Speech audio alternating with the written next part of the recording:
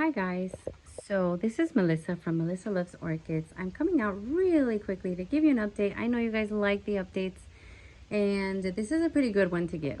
So when I first started the channel, when I first started collecting, I basically didn't even know how to mount, wasn't even sure that you had to buy special mounts or if you had to buy special mounts. So I went out to my palm tree and I got a palm fronds. You can tell that's what that is. And I chopped off half of it to make it the right size. And I mounted this Phalaenopsis that was a gift on here. At first, I thought she was dying and she wasn't doing very well. And then she acclimated, she attached, she has mega roots as you can see, and she pushed out a beautiful bloom.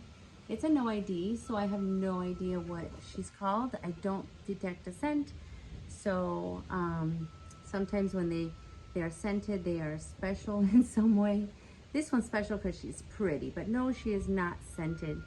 And yeah, that is my very first mount. It happened back in March, and she is blooming a year later. Then the second update is this one that was a triple. I bought her at a place called Redlands Orchids, and they sell mainly Phalaenopsis.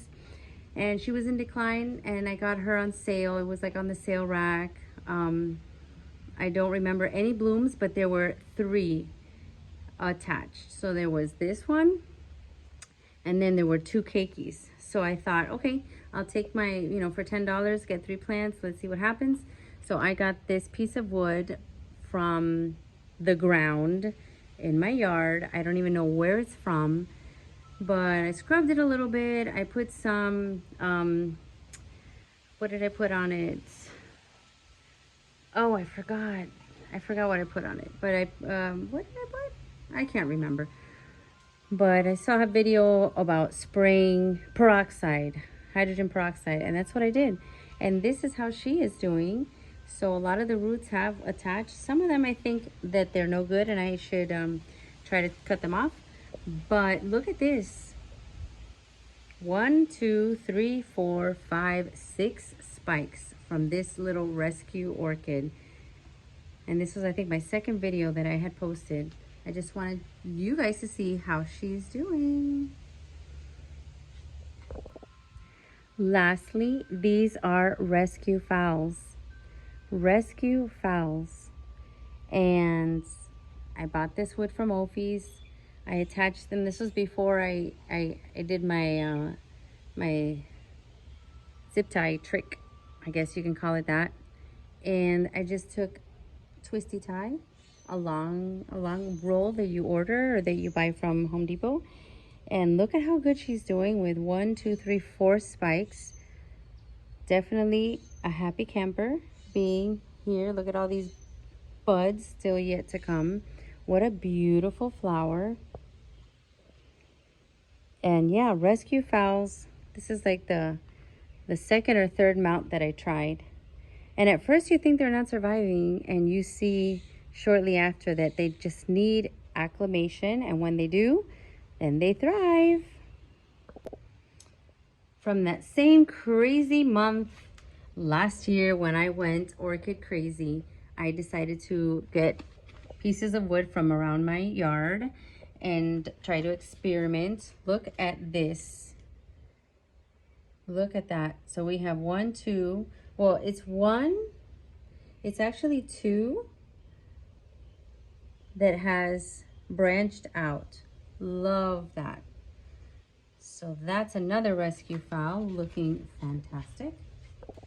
And lastly, as you can tell, these are twigs from my yard. 1 long spike here, a keiki with 1 long root, and the spike is bigger than the plant itself. So look at how it has attached. Remember how this one had a burnt up leaf, and I just cut it and put some cinnamon to seal it, put a little bit of moss. I think she thinks she is actually on a tree. So being epiphytic, You can tell that she likes to be on this tree. Look at these. Now the only worry I get is that they not only attach to trees, they attach to anything. Anything, like walls. This was another one that I was so disappointed that she wasn't gonna survive, because I thought, look at her, she's upside down. She kind of turned herself upside down. My mount didn't work. Well, what do you call this? What do you call this? I call this, she likes it. She likes to be upside down. And a positive about her being this way is that she won't get crown rot, because the water will kind of come down, and she looks pretty just like this. What do y'all think?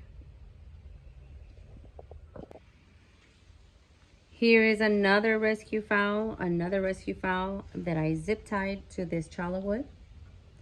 Bare root. It still had a little bit of moss in there. I just left that on. And she is pushing out a beautiful bloom spike. Look at this lovely color for the flowers. They haven't all bloomed yet. Well, actually one has bloomed. But that seems like success to me.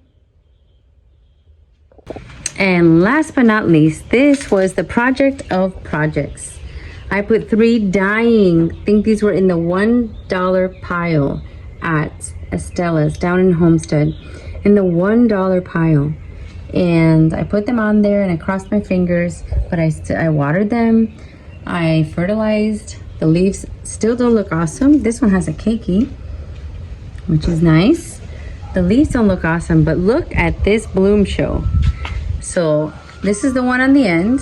What a beautiful, beautiful color. Look at that splash. I think it's gorgeous. I love the fancy little whiskers on the labellum. Whatever they're called, I'm not even sure. This one's the one in the center that has decided to peek around. And this is the one on the other side. So those 3 have beautiful bloom shows going on. Beautiful. Oh my gosh, I just noticed something else. And this is the fowl update. So I don't know if I should show you, but guys, this was my Hoya carnosa Crimson Queen, I believe. But look at what I see here. Finally, this peduncle looks like it's doing something.